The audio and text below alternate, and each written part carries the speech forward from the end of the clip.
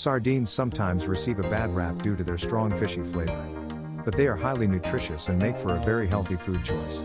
They are a great source of essential nutrients, including protein, omega-3 fatty acids, vitamin D, vitamin B12, calcium, and selenium. Now let's jump right into this easy 3-step recipe. The main ingredients include 1 tin of sardines, 2 eggs, and your choice of cheese.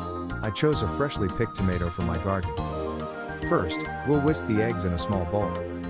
Next, pour the whisked eggs into a buttered frying pan over medium heat and cook until done to your liking. Add cheese and sardines as the filling for the omelet, then fold over and top with cheese and your choice of spices.